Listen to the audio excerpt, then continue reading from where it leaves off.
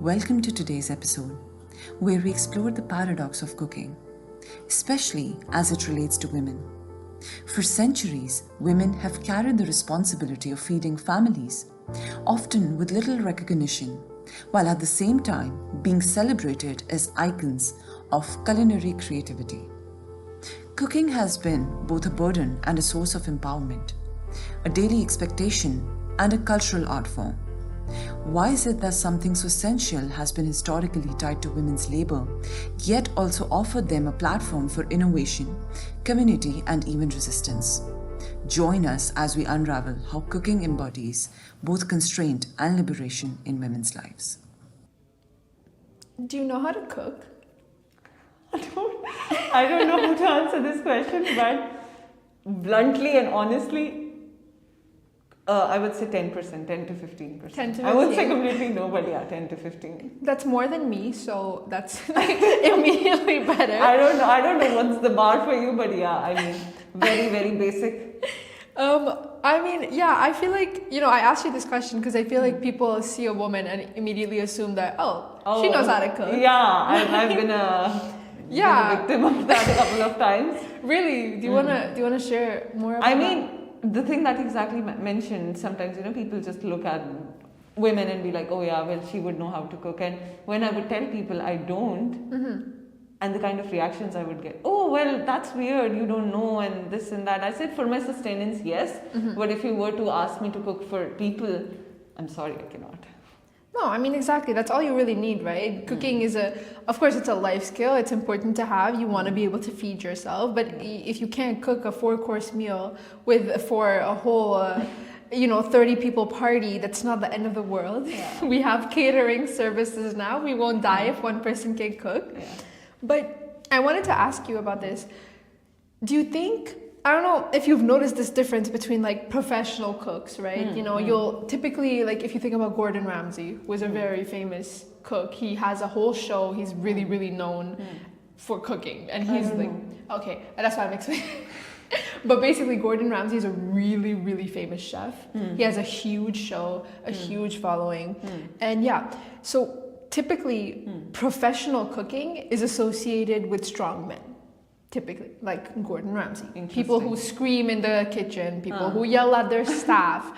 However, cooking at home almost always associated, I'm not even going to say almost, it is always associated with the woman.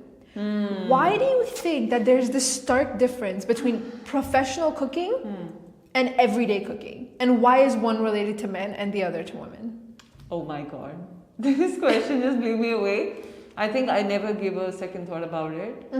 But I do get your point when you mention, even me coming from a different culture, I also saw a similar pattern where professional cooks, or when it comes to professional cooking, you would see more males on that side, and they'll be popular ones having a name in that industry. Yeah. But when it comes to everyday cooking and females specifically, I feel like it has more to do with the social norms and our perception and the way we've associated something which has to do with some big things in life and something groundbreaking, some breakthroughs. Yeah.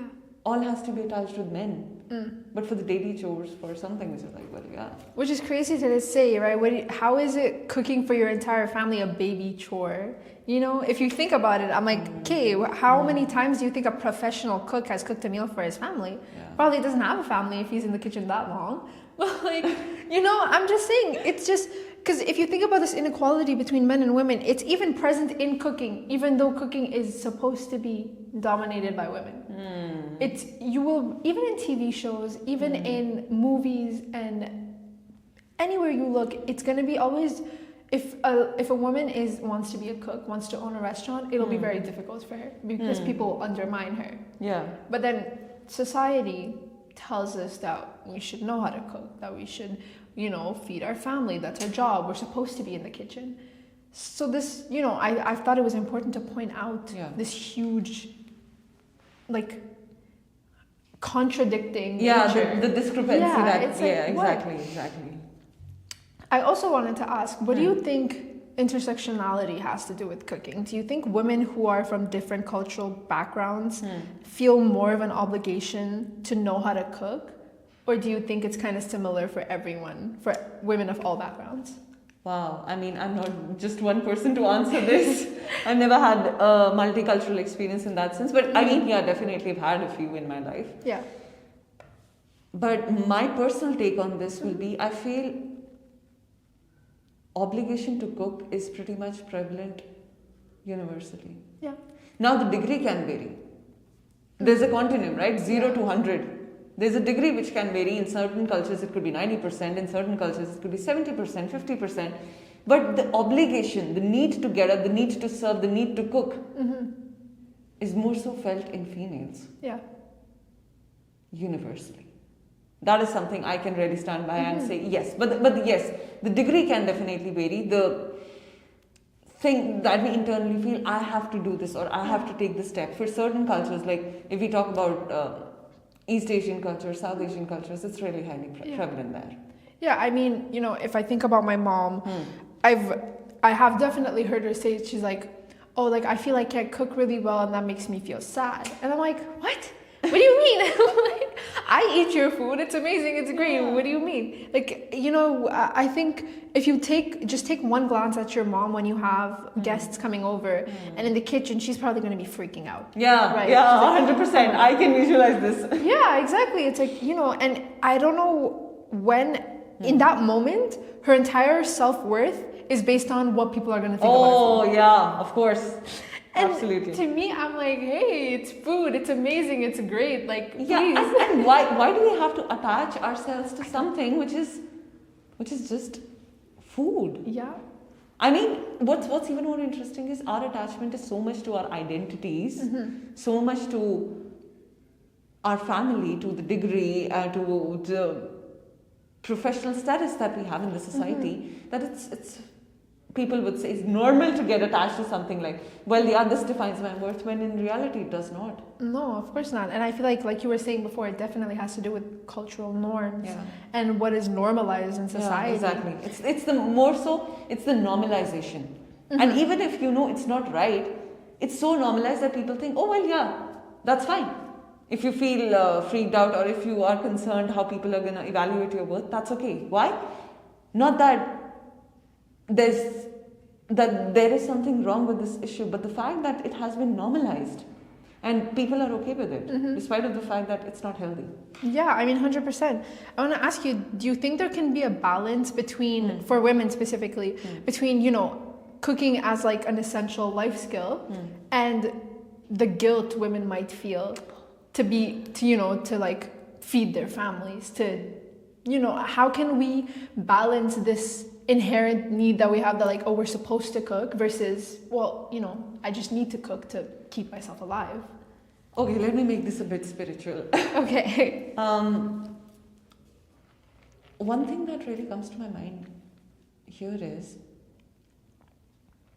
that, yeah, I completely understand we want to cook and sustain ourselves in the first place. But when you're attaching your own identity to something which is given to you by the society, that cooking well makes you a high value woman, makes you a good woman, makes you someone who's good in other people's eyes, and are we really heading in the right direction? And the other thing is, if yes, women naturally, and it's not even women, human nature is to nurture. Yeah. I'm not doing a poetic exercise, but every human desires to nurture the other soul. And I completely understand cooking is a way of nurturing other people. Like people who are restaurant owners, they find a sense of meaning and purpose in their cooking. Why? Because they get this opportunity to nurture. Yeah. Via their effort, via their endeavor. But the problem here is, there are other ways of nurturing. If you're not good at something, it does not mean that you are poor as a person. Yeah. If you want to nurture the other person, could be just checking in with that person, could be as little as passing a smile to a stranger. Yeah. But the problem with us is we attach our identity so strongly that, oh, as a woman, I am a nurturing person, but if I cannot nurture my family by by not even being good at cooking, then who the hell am I? I'm not even a good person. Yeah. I mean, you're saying that we're so attached to this identity of like cooking, but this was also like shoved down our throats from like since we were born, right? It's exactly. Even I don't know how to cook, but sometimes my mom will be like, "What are you gonna do when you have kids?" And be like, "I don't know. Why can't my husband cook? Does he not have hands in this scenario? Like, can he not walk? Can he not use his fingers properly?" So it's crazy to me and I'm sure she doesn't mean it in a bad way, right? She's just saying this because that's how she grew up. That's what she heard when she was younger. Exactly. And we're very quick to blame other people without even recognizing that if they're behaving in a certain way, they were given with that kind of information and knowledge. Now, because we are exposed to certain sort of information, hadn't we guys been exposed to this information, we would have been following the same path. Let me make that very clear. But now, because we got this opportunity to be exposed to something different, which we found appealing, many people will not. Yeah. Even now, the ones who might be listening to us.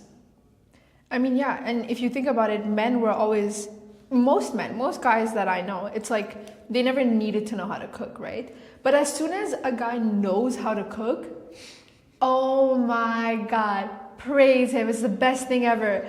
Why are we praising someone so much to be able to feed themselves? Like, if you think about it, if he made a sandwich, congratulations. Like, I think a 5-year-old can also make a sandwich and be proud of themselves. It is not that big of a deal. And I'm not saying this to be rude or anything. Yes, amazing, be proud, you made a sandwich.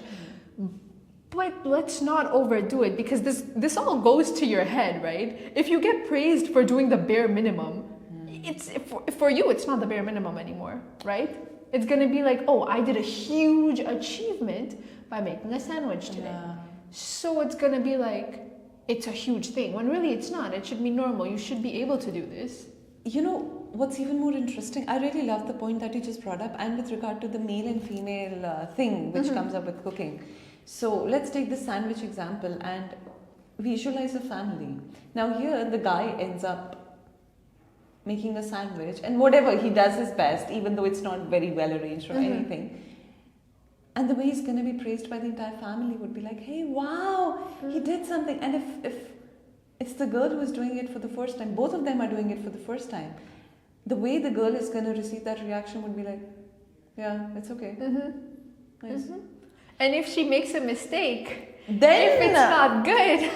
Oh, I mean, what's the issue is and I'm going to bring in this concept that we as humans use it in all other areas.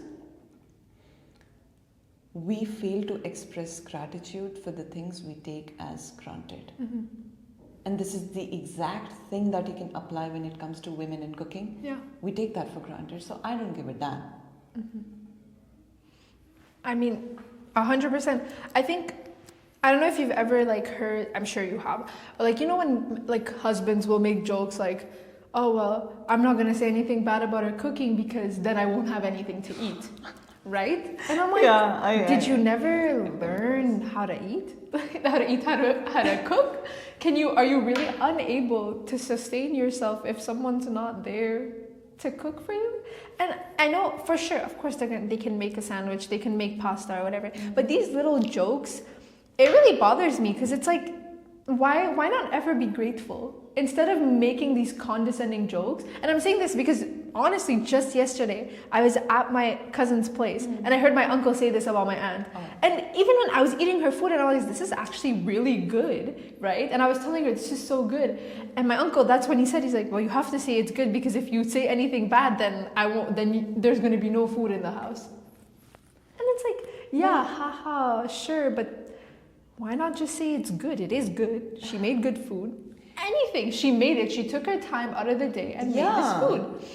And it's just these, people get so mad when you bring up these small things, but it's important. And then they'll be like, oh, you're making a scene out of little things. Drama. Yeah. Dramatizing. I'm like, but I'm not making a scene. I'm bringing up a valid Exactly. point. You know, it's crazy. It's just, why not ever be appreciative? You know what? Creating condescending jokes is entertaining. Expressing gratitude is not. And audience is gonna go after something which is entertaining, because it's like junk food. You eat it, it's very, very tasty. Yeah. Right? I just cannot control my taste buds the moment I see something like that. And something which is gonna be healthy might not appeal to my taste buds. But if I have that, I'm gonna sustain and live well. Yeah. And it's the same thing with condescending jokes. Looks good, you know, for the moment, yeah, fun, that fire. But over the period of time, it's gonna strain your relationship silently or visibly. That strain will be felt. I mean, 100%. And you're gonna, you know, in that position, like my aunt laughed. She laughed at the joke. But everyone laughed. So she couldn't not laugh, right? Because then it's going to be like, oh, don't take it too serious. Yeah, she's creating a scene out of it. The same thing I just mentioned. Exactly. So I really love that you said that, because that's exactly what it is. It's gonna strain their relationship. She's gonna have an image of what kind of partner is this he's making fun of, or like. But it's so normalized. It is so, like, I'm using this example because it happened yesterday. But if I think more, 100%, it's happened before. You will find n number of examples here. Exactly. So I think we've gone on for so long now about this, and we could go on for much longer, honestly. 100%. But I want to ask you this one last question. Do you think if true gender equality was achieved tomorrow, do you think women would still cook more than men? Oh my God, this is a very, very tricky question. So I'm going to twist this a bit. More than the gender equality, if women knew how to feel worthy of themselves, they would never ever evaluate themselves based on what the person thinks about how they cook. All they would do is do their best to nurture the souls, because even if you achieve gender equality on the outer layer, which would be, well, yeah, men are also cooking equally, or they are also praising, but even if it's that superficial and does not come from within, and women are still basing their self-worth based on the feedback that they've received, which in reality is not even a feedback, it's more about the projection of the person's state of mind. For instance, your partner is in a very good mood. Even if you've not made your best dish, you know that internally. The partner will be like, oh my God, my wife is just so wonderful. You made the world's best food. The day you realize and the day you detach, that's what, it has a negative connotation, but when I say detachment is not, oh, I don't care. I don't care. You live, you die. Detachment is emotional detachment. Detachment from the energy behind that feedback. You can appreciate, but at the same time, be grounded in your own worth. Today you cook good, that day you cook bad, it's not going to impact who you are as a person. So, for me, even if it's gender equality, you can do that superficially. But women will still play a victim role as long as they are attached to those fake things around, which they keep deriving their validation from the external things. The day you stop doing it, you will see the change. That was really beautifully said. Thank you. Okay.